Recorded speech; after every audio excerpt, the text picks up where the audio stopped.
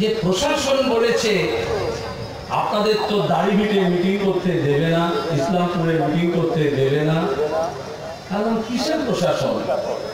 ওই সেপ্টেম্বর মাসের 20 তারিখের পর থেকে এই তল্লাটে কোনো জেলা প্রশাসন, পুলিশ প্রশাসন বলে কিছু আছে?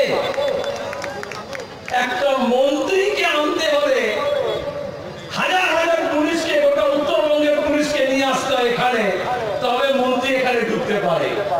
সীতারাম ইয়েচুরি, মোহাম্মদ সেলিম, ডিওএফের নেতা, সিপিএমের নেতাকে আনতে হলে কোনো দলদাস পুলিশের দরকার হয় না।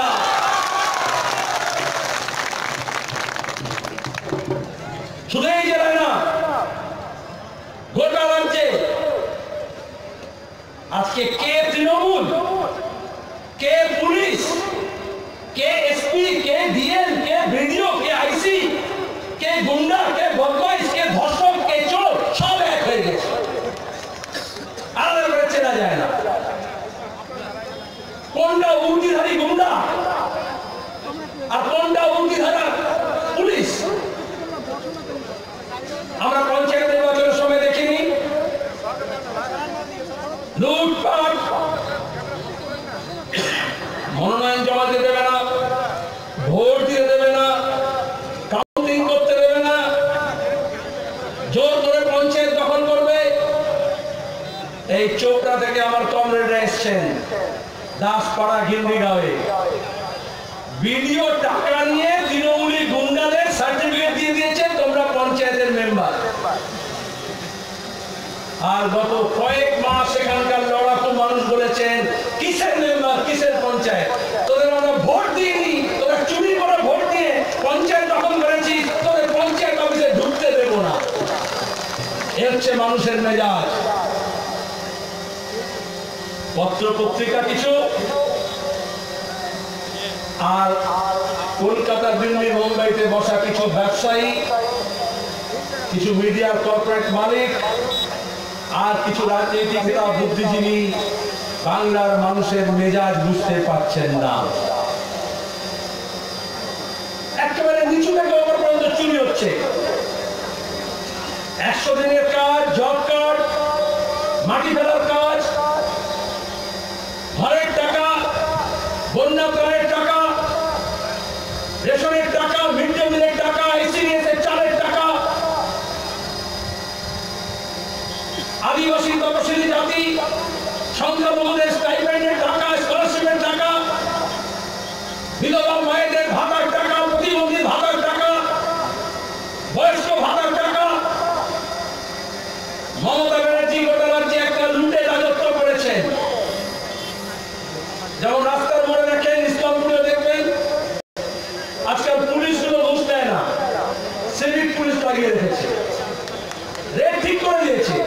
2 চাকার এত টাকা, 4 চাকার এত টাকা, 6 চাকার এত টাকা, 8 চাকার এত টাকা, বলে না? ও বেচারা সিভিক পুলিশগুলো টাকা নেয় না, ওরা তো কালেক্ট করে। তারপর আইসি থেকে এসপি, আইজি হয়ে কালীঘাটে মমতা ব্যানার্জি ভাই বোন কাছে 70 লাখ টাকা যায়। গরু বছরের টাকা হোক, গাজার টাকা হোক, খাদানের টাকা হোক, বালি খাদান হোক, কয়লা খাদান হোক,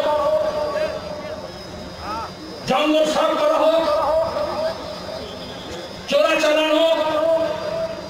আগে কথা ছিল না, যেখানে দেখি যে ছাই উড়াইয়া দেখিও তাই পাইলেও পাইতে পারো অমূল্য রতন।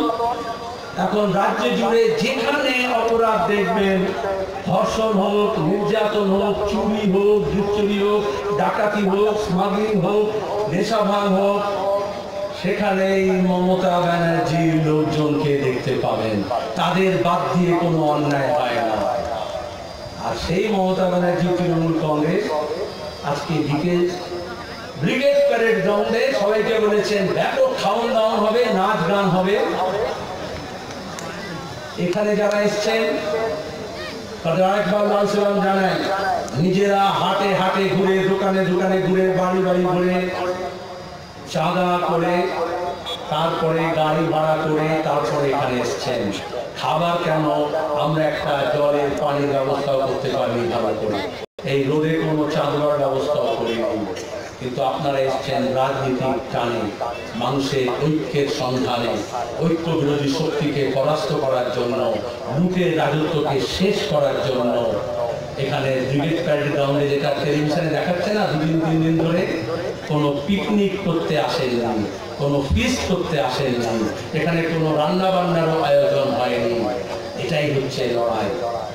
দেশের ভবিষ্যৎ ঠিক হবে মমতা ব্যানার্জির পিকনিক দিয়ে না, এই মাঠে ময়দানে, খেতে খামারে, কলে কারখানায়, মানুষের লড়াইয়ের মধ্য দিয়ে, মানুষের ঐক্যের মধ্য দিয়ে। এটাই বামপন্থা। আমরা কেন করছি দাড়ি ভিটে? পুলিশ বললো দাড়ি ভিটে করতে পারবে না, কারণ তৃণমূল দাড়ি ভিটে ঢুকতে পারছে না, করতে পারছে না, পুলিশ ঢুকতে পারছে না। 2জন ছাত্র খুন হলো। আমরা প্রথম দিন থেকে বললাম ন্যায় বিচার চাই। আমরা বলিনি কে গুলি করেছে, কারণ মমতার মোকাবেলার মতো নাক লম্বা নেই যে কুকুরের মতো শুকে জার্মান থেকে ইটালি থেকে বলে দেবো যে পুলিশ গুলি করেনি। যদি পুলিশ গুলি করেনি এটা জানেন, তাহলে কে গুলি করেছে সেটাও জানেন, তখনই আপনি বলতে পারবেন এ করেনি। তাহলে যে করেছে এটা কার কাজ খুঁজে বার করা? পুলিশের কাজ না, তদন্ত করা নয়। পুলিশের এসপি বললেন আমরা গুলি করিনি 3 দিন পরে, মুখ্যমন্ত্রী বলার পরে। তো একটু হয়ে গেল। যদি আপনার বাড়িতে কাউকে চুরি হয়, আপনি পুলিশের কাছে যান, পুলিশ বেড়া হয় আমি চুরি করিনি। আরে চুরি হয়েছে সেটাও তোমার দায়িত্ব। যে ধর্ষণ হয় আর পুলিশ বলে না আমি ধর্ষণ করিনি, তাহলে সব মা তোমাকে টাকা দেওয়া হচ্ছে, মাইনে দেওয়া হয়েছে, রাইফেল কিনে দেওয়া হয়েছে, মুরগি কিনে দেওয়া হয়েছে, কি তৃণমূলের ঝান্ডা ভরার জন্য? আইন শৃঙ্খলার জন্য নয়, মানুষের শান্তির জন্য নয়, মানুষের ঐক্যের জন্য নয়। আর শুধু ছাত্র এই পাশের পণ্ডিতরা পঞ্চায়েতের প্রধান নির্বাচনের সময় লাল মোহাম্মদ তৃণমূলের নেতা খুন হয়নি? খুঁজে বার করেছে কে গুলি করেছে? ধনতলায় মুরগি বিক্রি করছিল মাস্টার, ঈদের আগের দিন খুন হয়নি? পুলিশ বলে আমি খুন করিনি। মধুচরের নাম করে চোপড়ায় 3 জনকে খুন করেনি? পুলিশ বলে আমরা করিনি। একটা দিন যাচ্ছে না যেখানে এই জেলায় কোনো অপরাধ হচ্ছে না। যখন চুরি, ধর্ষণ, গুন্ডামি, মস্তানি, ডাকাতি, রাহাজানি হচ্ছে, তখন পুলিশকে খুঁজে পাওয়া যায় না। আর যখন ভারতের ছাত্র ফেডারেশন, ভারতের গণতান্ত্রিক জোটের বলছে আমরা ওখানে যাব, মানুষকে ঐক্যের কথা শোনাবো, তখন পুলিশ বলছে না তোমরা যেতে পারবে না। যেদিন বলেছিল পুলিশ তোমরা এখানে মিটিং করতে পারবে না, বাধা দেবে, আমরা বলেছিলাম বাধা দিলে বাঁধবে লড়াই, আর সেই লড়াইয়ের জন্য আমরা প্রস্তুত আছি। কাল পর্যন্ত যে সাংবাদিক বলছিল পুলিশ তো বলেছে আপনাদের করতে দেবে না, কোথায় পুলিশ, কোথায় পুলিশ? আমরা পুলিশ সঙ্গে লড়তে আসিনি। মানুষের মধ্যে ঐক্য, জাত পাত, ধর্ম, বর্ণ নির্বিশেষে, ভাষা নির্বিশেষে, সেটা রক্ষা করার কাজ সরকারের। আজকে দিল্লির সরকার হোক আর রাজ্যের সরকার হোক, তারা মানুষের ঐক্যকে ভাঙার কাজ করছে নিজের ভোটের স্বার্থে।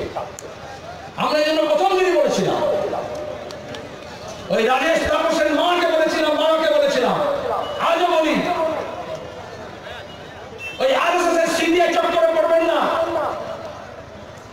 যেমন সারাকাণ্ডে চিট ফান্ডের টাকা চুরি হলো, এখানে অনেক লোক আছে, আলকেমিস্ট, রোজ ভ্যালি, সারদা, সব মমতা, মুকুল, মদন, সুদীপ, শুভেন্দু, পার্থ, যারা আজকে মন্ত্রী আর নেতা হয়ে বসে আছে, তারা এই চিট ফান্ডের টাকা লুট করেছিল। বিজেপির নেতৃত্বে সিবিআই যে সমস্ত তৃণমূলের চোর মন্ত্রী, এমএলএ, এমপি জেলে ছিল, অমিত শাহ মোদীর সঙ্গে সেটিং করে নিয়ে মমতা ব্যানার্জি, মুকুল, তারা সব জেলের বাইরে নেই, বেল পেয়ে যায়নি। তারা অপরাধী খুঁজে বার করবে। চোরে চোরে মাস তুলো ভাই। মমতা ব্যানার্জি যেভাবে সিআইডি কে 12টা বাজিয়ে দিয়েছেন নিজের দলের স্বার্থে, চোর খুনি রাহাজানি ধর্ষককে বাঁচানোর জন্য, মোদিও সেরকম সিবিআই এর 12টা বাজিয়ে দিয়েছেন। কারণ যারা বেইমানি করে, যারা ঘুষ খায়, সে চিট ফান্ডের টাকা খান মুখ্যমন্ত্রী, তৃণমূল, আর রাফেল বিমান কেলেঙ্কারির জন্য আম্বানির হয়ে দালালি করুন নরেন্দ্র মোদী, রক্ষা সভা করতে গিয়ে ঘুষ খায় দিল্লিতে। দুজনেই চাইবে সত্য যাতে বেরিয়ে না আসে,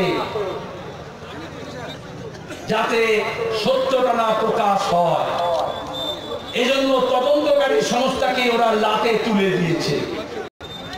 যারা 4 মাস ধরে দাড়িভিটের মানুষকে, যে আরএসএস, যে এবিভিপি, যে বিজেপি সিবিআই এর গল্প শুনিয়েছে, এখন সেই সিবিআই তো নিজের মধ্যে মারামারি করছে না? রাতের অন্ধকারে মোদীজি সিবিআই ডাইরেক্টরকে বাতিল করে দিলেন না? তাহলে কে ধরবে চোর, কে ধরবে অপরাধী? এজন্য আমরা প্রথম দিন দাড়িভিটে গুলি চলার 1 ঘন্টার মধ্যে ওই লাশকে সাক্ষী রেখে ইসলামপুর হাসপাতালে বলেছিলাম নিরপেক্ষ তদন্ত চাই, বিচার বিভাগীয় তদন্ত চাই।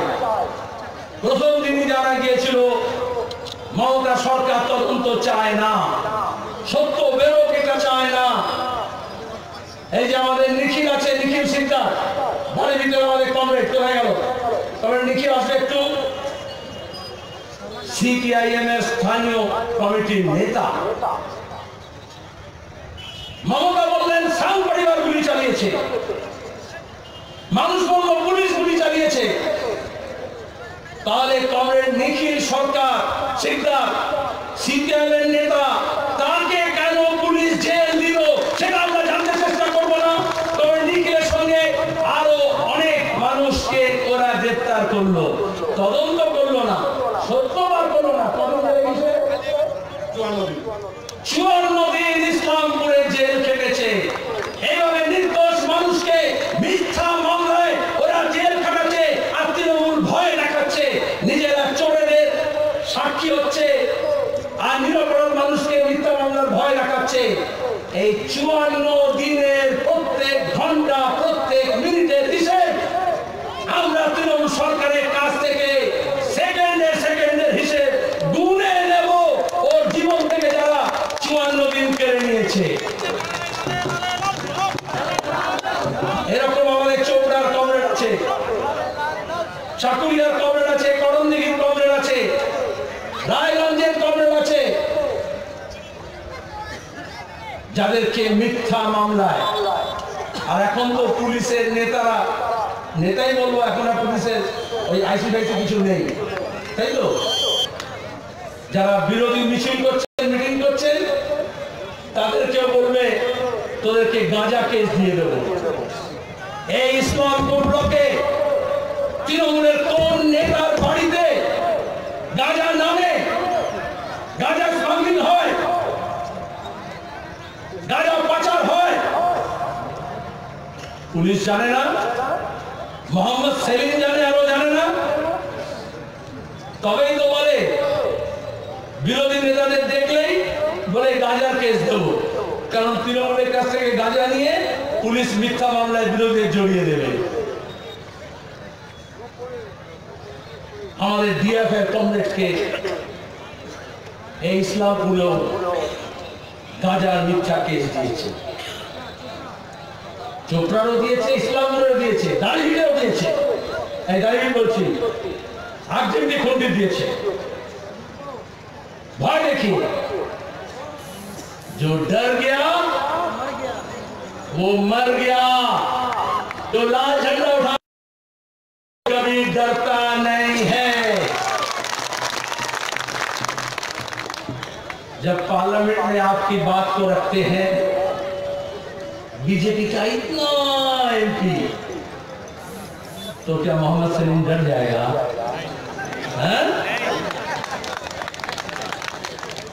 डरेगा तृणमूल का 34 एमपी, যার প্যান্টের পেছনে